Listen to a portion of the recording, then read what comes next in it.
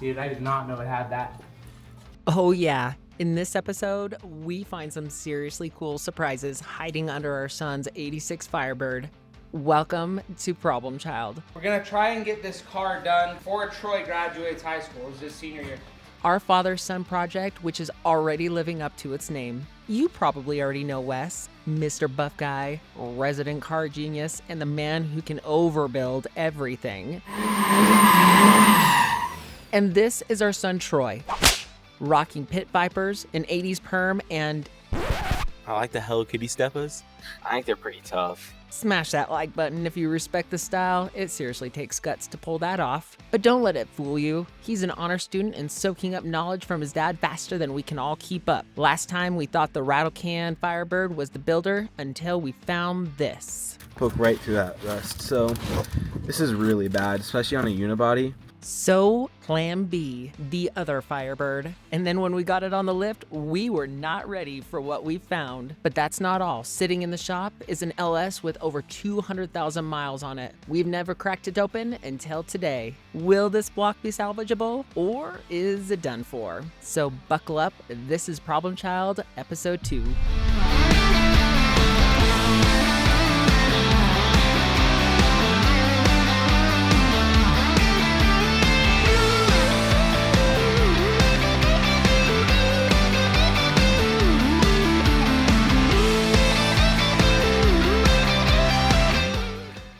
This out.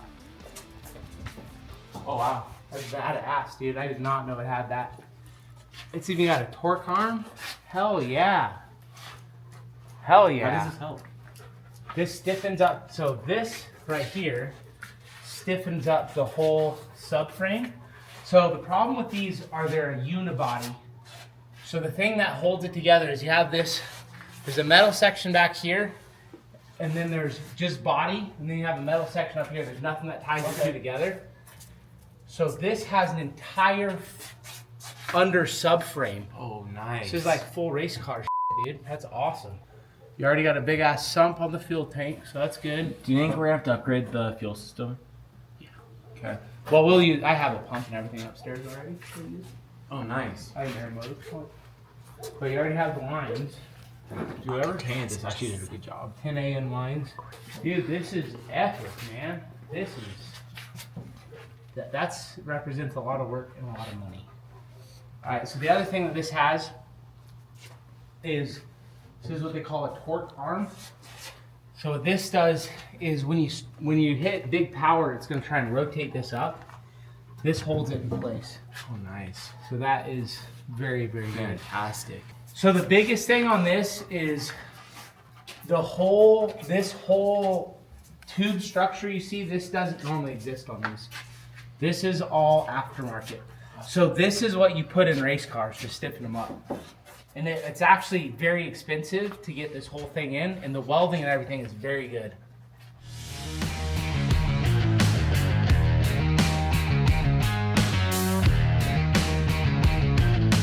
Part is when you open it and you get to like determine how good of a life this thing had. I can tell you right now, this is clearly out of a truck and it was not well maintained. These intake runners are absolutely...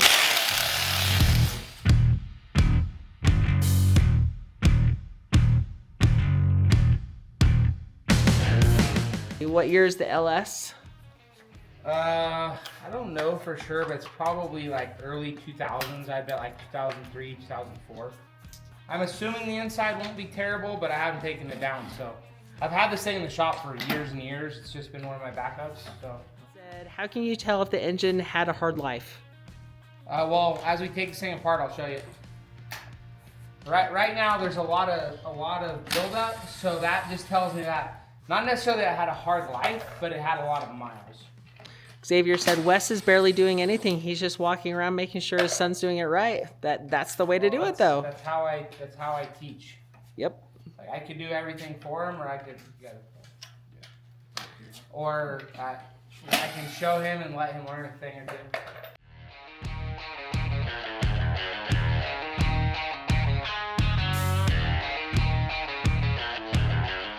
This is a sign of a well-maintained motor right here, outside of the metal pieces. because Troy broke it. But you can see how clean this is. So this is like a 200,000 mile motor. So what you get, one that wasn't maintained, you get sludge buildup. So it won't be all silver like this. This will all be black. All these values will be black and nasty. So one of the things I do if I'm junkyard hunting is I'll pop a valve cover because it only takes a couple minutes and look right here. And this could tell the story of the engine because this is exceptionally clean for how high the mileage is. So my assumption is we can pull the bearings on this and they're gonna look really good. Well, all we really need to say is we need the bores to look good and we need the crank to look good.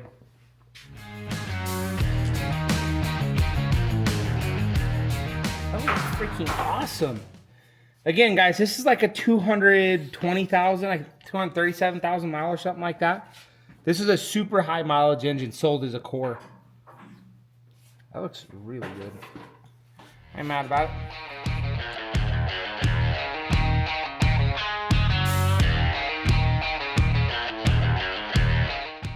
Pop it. There it is. You ready? That moment of truth. Is it destroyed or is she good? I'm betting she's probably pretty good. Keep going. Keep going. All right. We got some rust buildup. Let's grab a shop vac, Troy.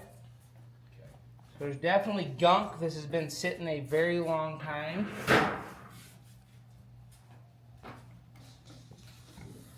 All right, so go ahead and vacuum these out.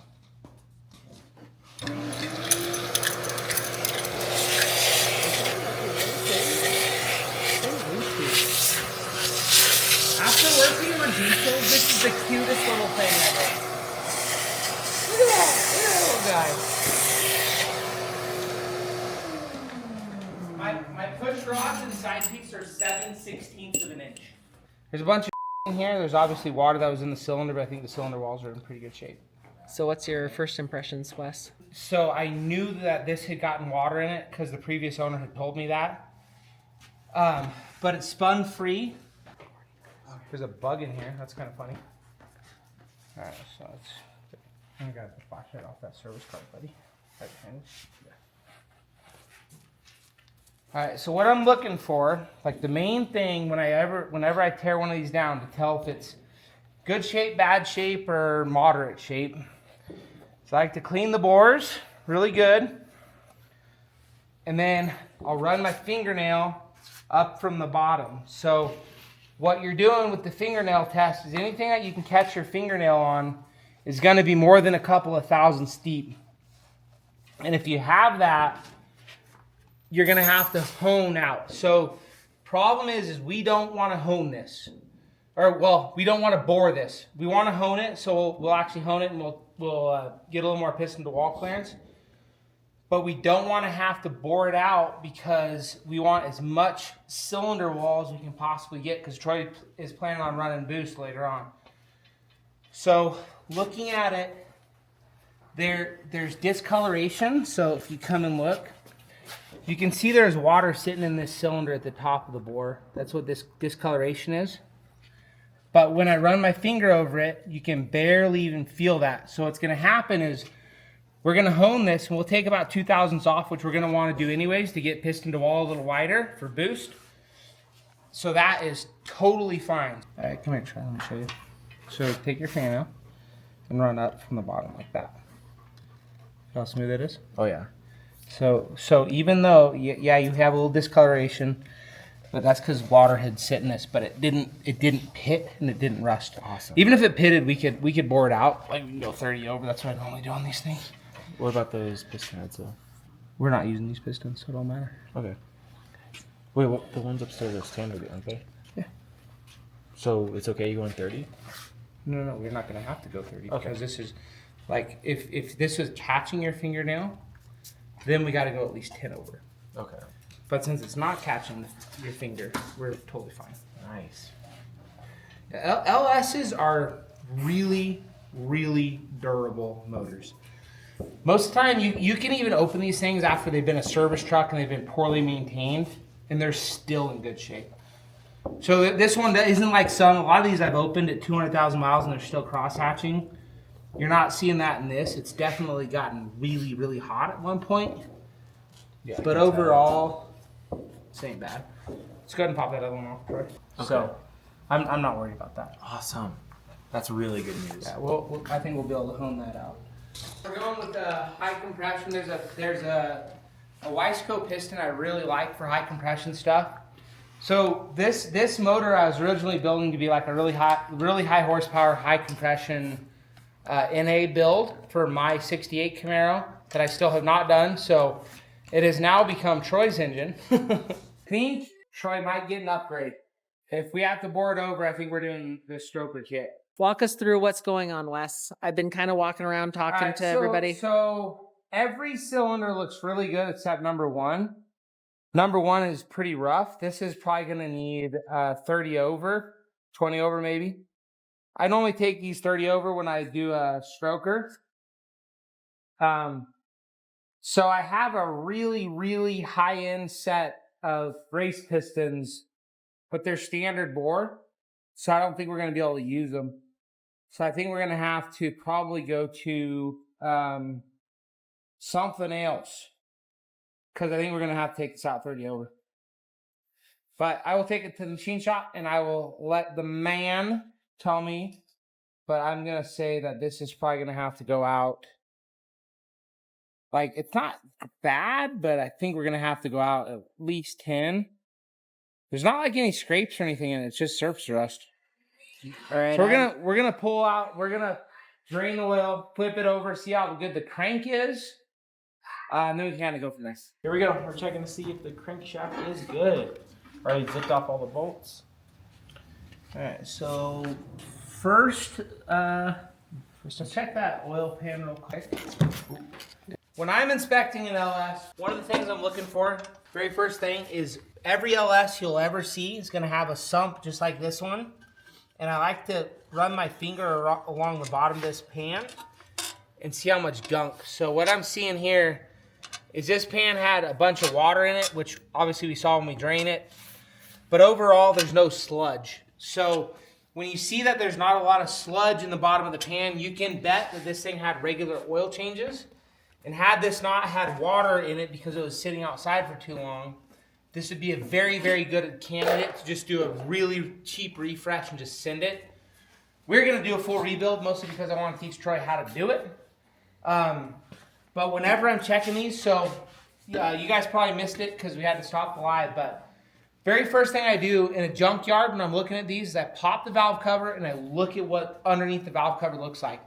If it's clean under there, there's not a whole bunch of oil, like, it'll be like congealed oil. It'll be just like big gobs of oil, like black goop. If you're seeing that, you know this was a poorly maintained engine, and you probably want to find a better candidate for your build. If it's clean, you can almost guarantee that the rest of the engine's probably clean. So if you're getting this deep in it, you'll look in the pan, and then you'll look for signs in the pan of metal or any more of that thick black goop. So this actually, I would have said is a great candidate. Unfortunately, there's a little water in this one, so we're going to bore it over. But overall, so far, pretty good. So I think next point is we're going to pull off all of these mains and rods, and we'll take a look and see how everything else in here looks. Is this a bearing that is worn, but not worn bad? So this is all traditional wear. So when you have a bearing that's got a problem, you're going to see big nicks in here or wear marks that you see go past the silver. It'll almost look copper underneath. But if you're looking at this thing, overall, I can't really catch it much with the fingernail. It's just dirt that got into the oil, nothing crazy. And I would say this engine, for how high a mileage it was pretty well taken care of. Like, I would definitely be happy rebuilding this. So we're about to pop this main off to see how good this crank looks, and I'm betting it looks pretty dang good. You can just take it off now, as long as you're done bleeding. I might have to take that engine down off. Stand by, guys. Okay. We're gonna have T-Roy pull this one off. We'll teach him a trick or two. So, what I like to do, like, If you go too far, you're gonna get stuck in the hole. So it'd be like halfway up, and then just rock this thing back and forth, and you can pull it out. Okay. See how these are numbered? I bet this has been pulled off before. So do that while you pull up on it, and it'll come right out. Yeah, you still gotta go. Sometimes you gotta grab them with pliers, but.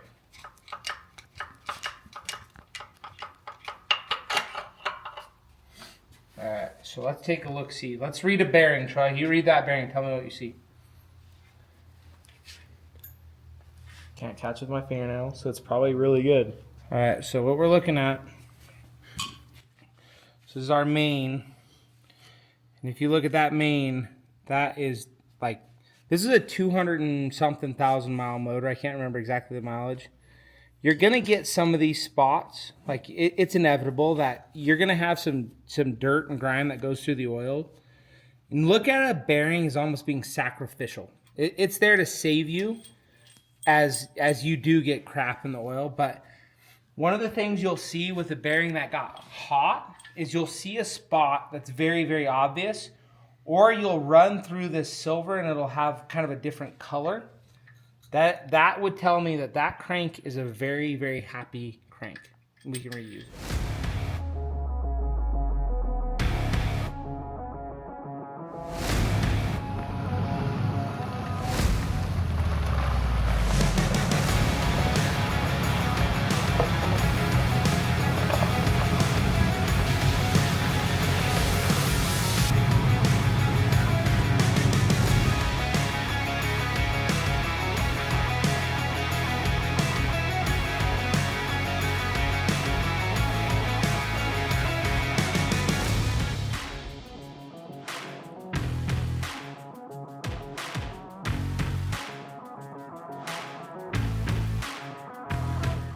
There she is. So what all are they going to be doing, Troy? Well, they're basically just going to be resurfacing everything. Probably going to bore these out 30 over. They're going to be probably decking this all so it's all flat. They're probably going to be weighting everything. They're going to be balancing everything. Basically just refreshing the whole engine. The LS is at the machine shop, so while we wait, enjoy some side piece content right here. And hey, throw this kid a like for working his tail off, hit that subscribe so you don't miss when Problem Child is back, and we'll see you next time. Jim Russell says, I love it, father-son. Yeah, it's great.